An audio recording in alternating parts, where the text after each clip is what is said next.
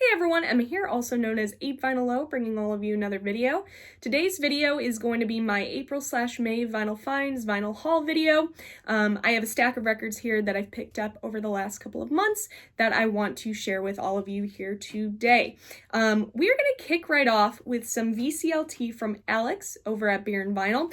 And quick little backstory about this. So when he was in and he was visiting, we saw the Matthew Sweet Show and so on. Well, of course, we ended up going to a couple of record stores, right? You got to do that. And picked up a couple of records, and he ended up stealing one of my albums. Never took him as a British blues guy, but he ended up taking it with him, just taking it back with him. And when he decided that he was done being a thief, he sent it back. So thank you for sending it back. But not only did he send the album back, he felt guilty about it, and he sent me some VCLT with that. Now, this is a band that he's been trying to get me into over the last couple of years, I would say, but especially very recently. Now, this is on the Karma Chief, Coal Mine Records, that's in that sphere. But this is a great, traditional, authentic, modern blues band. And they completely fell under my radar, and I had sampled some of their songs before, but I never really dug into their albums and discography and so on. So he finally fixed that, and he sent me GA20. This is their 2019 album, Lonely Soul. Now, this is the only album now, of course, that I'm familiar with. Again, I have sampled some songs here and there from other releases and other situations, but this is really the only one that I know. So I can't speak on behalf of newer releases or anything like that, but I can speak on behalf of this one. And of course, you guys know that I'm a huge fan of blues and blues music, British blues, authentic blues, traditional blues, whatever it is. And this is a great album. GA20, again, on this Karma Chief, part of that Coal Mine Records sphere. Great. And I'm going to keep saying it right, this authentic, traditional blues, R&B sound, but it has that mix of fresh, modern vibe to it. So I enjoyed this album so much. So thank you, Alex, for sending this my way. Now, the album that he stole that I bought for myself, again, never took him as a British blues fan, but this is an album that I've wanted for some time now. This is their debut album. This is Chicken Shack debut album. Now, I only have one other album from Chicken Shack, and that is Imagination Lady. And that album I consider one of the best British blues albums of all time, probably top 20 or so. But I did want to pick up their debut. I saw this, and it's a reissue, and I was like, okay, I'm going to add this to the collection. So, 1968, Blue Horizon, Chicken Shack, British blues band from the 60s. 40 blue fingers, freshly packed, and ready to serve. Yum. Now, if you aren't familiar with Chicken Shack, fun fact for all of you, Christine Perfect, aka Christine McVie, is on this album and was part of Chicken Shack for some time. So, happy to add this one to the collection as well.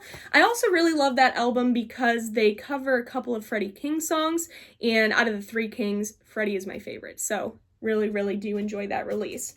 The last album that I picked up when we were kind of on our record store journey, now this is a band that I love, but an album that I was not familiar with. The band is Sloan, Canadian rock / power pop band, and the album is 12. Suitable name, it's their 12th studio album, came out in 2018, I believe, and they've released a couple of albums since then, which I have their newest release, and I can't think of the name off the top of my head, but really solid album. Great power pop band. 1998, they came out with the album Navy Blue, which I would say is their most commercially successful release. Great album. Don't have that on vinyl. Would love to have that on vinyl, but it is kind of hard to find. I think they put out a box set a couple of years ago as well. So eventually, hopefully, I can add it to the collection, but I do have it on CD and I do listen to it often. But I was pleasantly surprised by this album. Now with Sloan, you kind of know the sound, right? They have a very unique sound, very power poppy, very catchy, so on. You kind of know what you're getting into when you listen to it, so I knew that I was going to like this, but I like this way more than I thought I was going to. This is a limited edition version, translucent purple vinyl. And there's a song off this album on side B called Have Faith.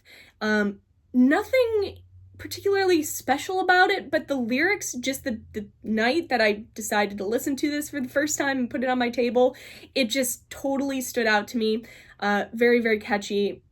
I loved the lyrics. And this is just a great band and a great album from this band. So happy to add this to my collection as well. Now, you guys know that I have been on this major Matthew Sweet kick recently, especially having seen him live now for the first time, which that show was phenomenal. And if you haven't seen my concert review from that show, I'm going to link it down below. Definitely go check that out. But I had Girlfriend, I had 100% Fun, and I had his newer-ish release, which was Cat's Paw. But there is an album that I have wanted for a handful of months now that I finally ended up picking up, and this is the fourth album that came out between Girlfriend and 100% Fun, and that is Altered Beasts. Now this features a more intense and varied sound, in my opinion, compared to Girlfriend and 100% Fun, but especially compared to Girlfriend. Very intense, varied sound, and I would say showcases Sweet's evolution as an artist. I picked this up off of Acoustic Sounds. I couldn't really find it anywhere else, and I did pay up for it a little bit, but it is a double LP set. It's a 25th anniversary edition. Really, really nice cover. Heavy duty cover, 180 gram vinyl, pressed at RT. I mean, this sounds incredible. But Altered Beast, I'm a huge fan of this album. This version also comes with 6 bonus tracks. The hit songs off here, the most well-known songs are Time Capsule and Ugly Truth, which the Ugly Truth has been kind of a staple in his live sets over the last handful of years, I would say. But Time Capsule is another great song. There's also a couple of other great songs off of this album. Part 1 is just incredible. You have Dinosaur Act, Devil with the Green Eyes, The Ugly Truth, Time Capsule, and then it ends with Someone to Pull the Trigger, and then you get part 2, but part 1 is definitely my favorite out of them. It is a gatefold, so very nice. Has the lyrics inside the gatefold, and then the back cover. Okay, still going on this Matthew Sweet kick. Now, I had mentioned in the review, again, I'm going to link it down below, that Paul Chastain from the band Velvet Crush was playing bass, and then Debbie Peterson of the Bangles was on drums. So I finally ended up picking up this album. This is Velvet Crush, 1994, Teenage Symphonies to God. Of course, the name of this album a nod to Brian Wilson and his description of what he was working on at the time, the album that he was working on, which was Smile. This is produced by Mitch Easter. Sounds phenomenal. Great power pop album from the 90s, again 1994. But Paul Chastain, member of this band, also played bass for Matthew Sweet, and I actually had the chance to meet Paul after the show, and Alex and I told Paul how much we enjoyed this album. So I finally have this on vinyl now. Great addition to the collection.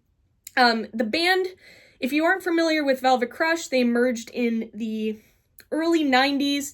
You can hear the influences of the Beatles and Big Star, even the Byrds in here.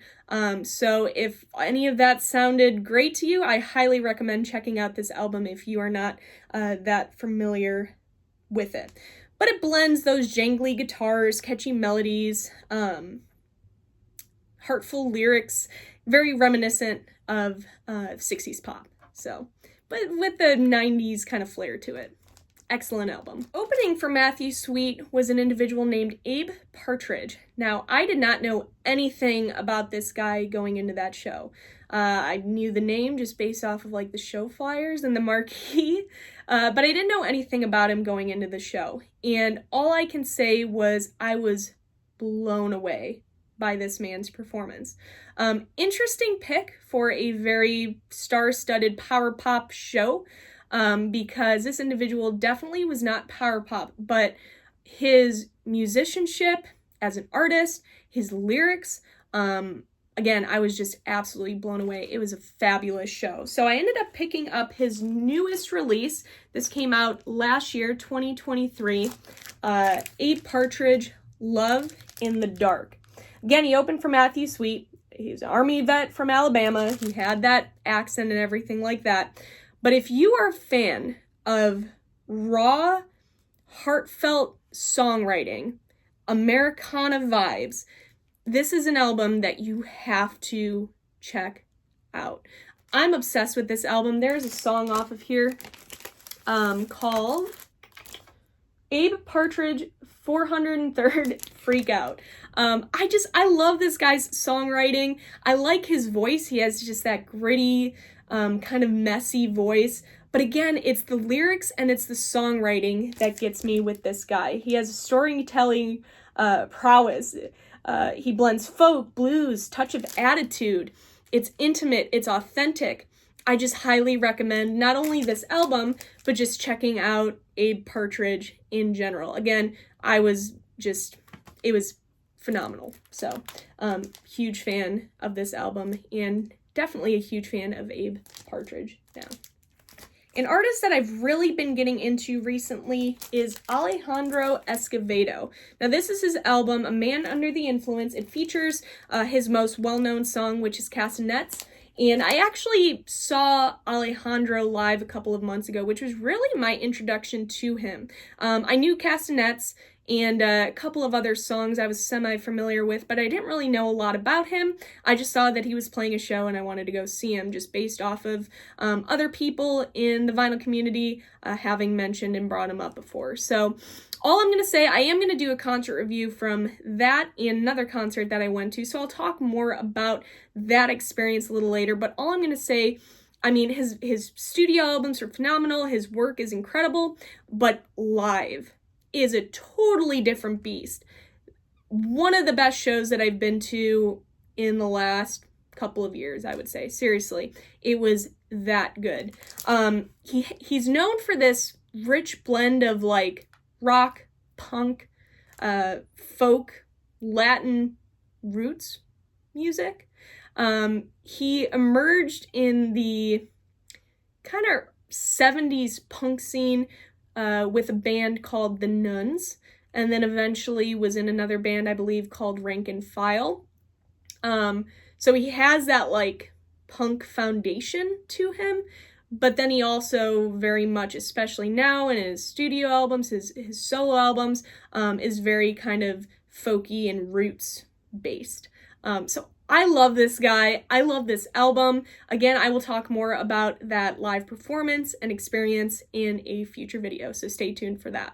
The last album that I want to showcase in this video is, of course, the hot new album of the year, one of my favorite album releases of the year so far as well. This has been the talk in the vinyl community over the last couple of weeks since it has come out, and that is, of course, the Lemon Twigs. This is their newest album, A Dream Is All We Know. Now, the Lemon Twigs for me completely fell under the radar.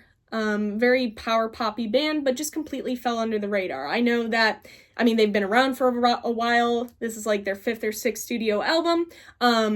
But I never really got into them, listened to them until a couple of months ago when they released a song off this album as their single, which is the first song called My Golden Years. When I first heard that song, I was hooked. And then eventually, right, I ended up going back into their discography, and I am just blown away by this band. The vocals are incredible. The harmonies are very reminiscent, of course, of the Beach Boys, even some Queen, in a way. But everything in this album, to me, compared to other releases, Everything Harmony is a great release as well, but to me, this album, everything just flows perfectly together, and that's what makes this album, in my opinion, excellent. This is definitely going to be one of my favorites of the year for sure. So I ended up getting the limited edition ice cream vinyl. They call it the ice cream vinyl. It's just kind of a plain opaque white vinyl.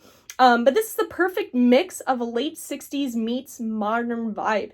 It's new, it's fresh, it feels like you're, visiting with an old friend, but it has that fresh new feel to it. The depth and range of this band's talent and musical abilities right now is unmatched in the modern music sphere. So I'm all in with the Lemon Twigs. Can't wait to see what they come up with. I hope to see them live. Hopefully this summer. If I don't catch them this summer, I'm hoping to see them on their fall tour. But yeah, the Lemon Twigs, A Dream Is All We Know. I'm sure that some of you are tired of seeing this cover. I'm not. It's excellent. So if by any chance this band has fallen under your radar, which I don't think it has, but if it has, definitely check them out. That's all for this video, everybody. I hope that all of you are doing well, and I will see you all for my next video. Bye, guys.